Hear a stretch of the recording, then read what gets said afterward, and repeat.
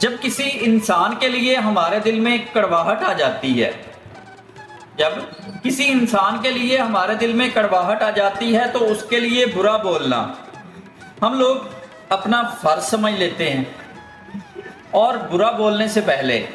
یہ بات سوچتے تک نہیں ہے کہ ایک وقت تھا کہ وہ ہمارے ساتھ اچھا کتنا تھا۔ دنیا کا سب سے خوبصورت انسان وہی ہے جس کے ساتھ بات کرنا آسان ہو، جس سے مشکل میں مدد مانگنا آسان ہو، جو دوسروں کے دکھ اور درد میں شامل رہے، جو آنسو پوچھنا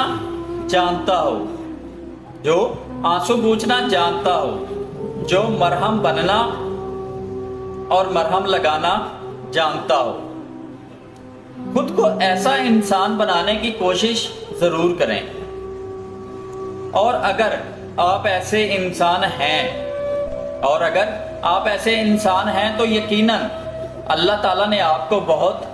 خاص بنایا ہے۔ لوگ کہتے ہیں کہ حیا آنکھوں میں ہونی چاہیے، لیکن میرا کہنا ہے کہ حیا کردار میں زیادہ ہونی چاہیے، کہ آنکھیں کبھی بھٹک بھی جائیں تو مضبوط کردار آنکھوں پر قابو پا ہی لیتا ہے۔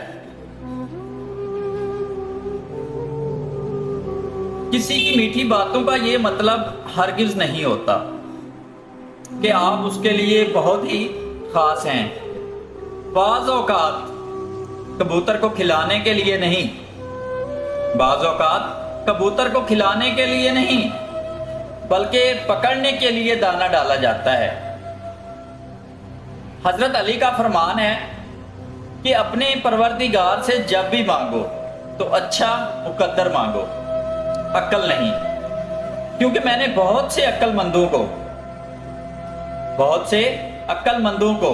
مقدر والوں کے در پر غلام دیکھا ہے۔